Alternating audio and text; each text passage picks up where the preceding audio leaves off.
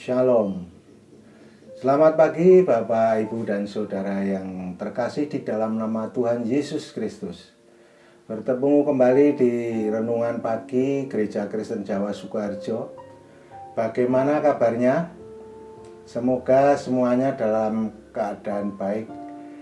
Dan yang terpenting selalu menjaga kesehatan dan patuhi protokol kesehatan. Sebelum memulai renungan pada pagi hari ini, mari alangkah baiknya kita berdoa terlebih dahulu. Doa mari saya antarkan.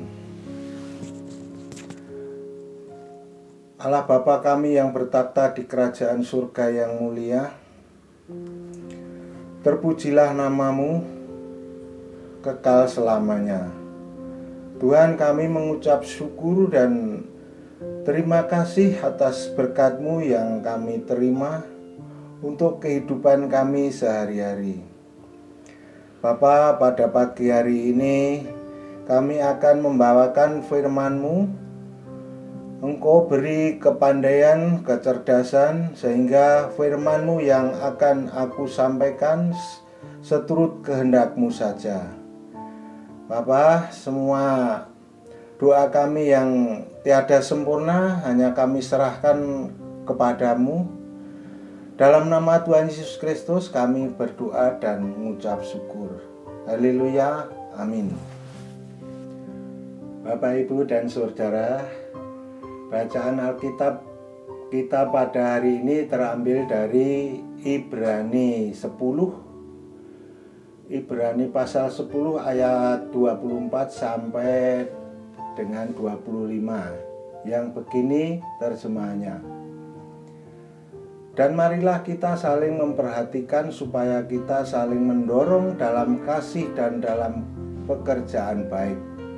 Janganlah kita menjauhkan diri dari pertemuan-pertemuan ibadah kita seperti dibiasakan oleh beberapa orang, tetapi marilah kita saling menasihati dan semakin giat melakukannya menjelang hari Tuhan yang mendekat. Amin. Berbahagialah setiap orang yang mendengarkan dan melaksanakan firman Tuhan di dalam kehidupan sehari-hari. Amin. Bapak, Ibu, dan Saudara yang terkasih dalam Tuhan Yesus Kristus, tema renungan pada hari ini adalah peduli dan menolong. Seberapapun kuatnya kita, tidak ada kekuatan yang sanggup mengatasi berbagai masalah hidup sendirian saja. Untuk sementara mungkin, tapi untuk jangka waktu lama tentunya akan sangat sulit. Cepat atau lambat kita bisa kehabisan bensin untuk terus maju. Tekanan dari berbagai beban hidup memang bukan untuk ditanggung sendirian. Untuk bisa menapak naik kita butuh bantuan dan dukungan dari orang lain.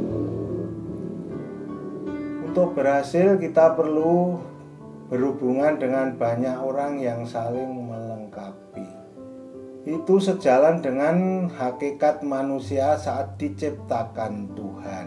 Tuhan tidak pernah menciptakan manusia sebagai makhluk-makhluk individualis, melainkan sebagai makhluk sosial yang harus saling terhubung dan terintegrasi agar dapat terus berjalan ke arah yang lebih baik. Dalam kitab paling awal yaitu kitab Kejadian pasal 2 ayat 18. Tuhan bahkan mengatakan bahwa tidak baik manusia itu sendirian saja. Itu artinya manusia memang diciptakan sebagai makhluk sosial yang saling terkait dengan sesamanya.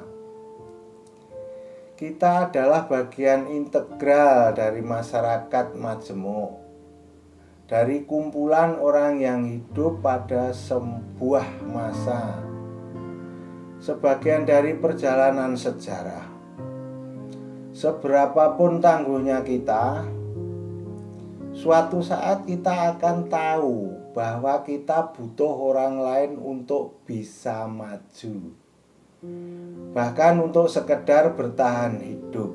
Lingkungan yang sulit, dunia yang jahat dan sebagainya setiap saat akan membuat kita semakin lama semakin lemah. Di saat seperti itu kita butuh teman-teman yang sanggup menguatkan, meneguhkan, mengingatkan dan membantu. Bapak, Ibu, dan Saudara yang dikasihi Tuhan Yesus Kristus, sebuah pertemuan ibadah di mana kita sama-sama bersatu menyembah Tuhan sangat baik untuk dijadikan tempat di mana kita bisa saling mengenal satu sama lain. Sangat disayangkan jika kita menganggap beribadah itu hanyalah kewajiban atau rutinitas semata, atau salah dianggap tidak ada gunanya.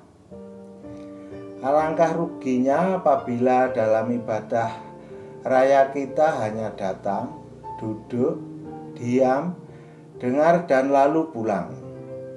Itu sama saja dengan melewatkan sebuah kesempatan untuk membina hubungan dengan saudara-saudara seiman. Paulus mengingatkan hal ini.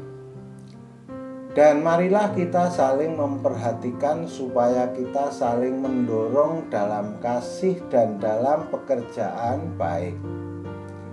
Janganlah kita menjauhkan diri dari pertemuan-pertemuan ibadah kita, seperti dibiasakan oleh beberapa orang. Tetapi marilah kita saling menasihati dan semakin giat melakukannya menjelang hari Tuhan yang mendekat.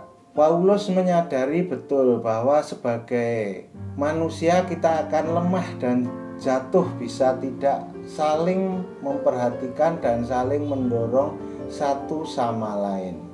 Pertemuan-pertemuan ibadah janganlah hanya berpusat pada diri sendiri tanpa peduli orang-orang yang mungkin duduk di sekeliling Anda. Semakin dekat hari kedatangan Tuhan, maka seharusnya semakin giat pula kita untuk membangun hubungan erat dengan saudara-saudari kita, sehingga dalam keakraban itu kita bisa saling peduli dan menolong. Bapak, Ibu, dan Saudara sekalian yang dikasihi Tuhan Yesus Kristus, dalam surat Roma dikatakan, sebab sama seperti pada satu tubuh kita mempunyai banyak anggota, tetapi tidak semua anggota itu mempunyai tugas yang sama.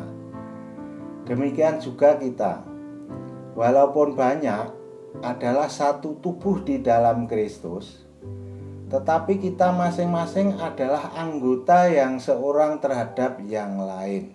Demikianlah kita mempunyai karunia yang berlain-lainan menurut kasih karunia yang dianugerahkan kepada kita. Ini adalah nasihat agar kita tetap sadar bahwa kita adalah bagian dari tubuh Kristus yang merupakan bagian integral yang tidak terpisahkan dari saudara-saudara seiman lainnya. Selain itu, Tuhan juga mengingatkan bahwa kita harus saling mengasihi, karena Tuhan sendiri begitu mengasihi kita. Kepedulian merupakan bagian dari kasih yang seharusnya memenuhi hati yang percaya. Beban yang ditanggung manusia sesungguhnya tidak ringan dan lama-kelamaan mampu membuat iman kita memudar. Cepat atau lambat seorang bisa kehilangan pengharapan jika didera masalah terus-menerus. Karena itu kita diwajibkan untuk saling tolong-menolong, dan dengan demikian dikatakan itu artinya kita memenuhi perintah Yesus. Bertolong-tolonglah menanggung bebanmu, demikianlah kamu memenuhi hukum Kristus. Karenanya penting bagi kita untuk menjalin hubungan dengan anggota-anggota tubuh Kristus lainnya dalam persekutuan-persekutuan, baik di gereja, di kantor, di sekolah, di lingkungan dan sebagainya. Jangan melewatkan waktu-waktu beribadah di gereja di mana kita bisa berinteraksi dan bersatu dalam kesatuan untuk menyembah Tuhan dan membangun hubungan saling menguntungkan satu sama lain. Demikian Bapak, Ibu, dan Saudara, renungan pada hari ini yang dapat saya sampaikan. Kiranya Tuhan memberkati kita semua. Amin.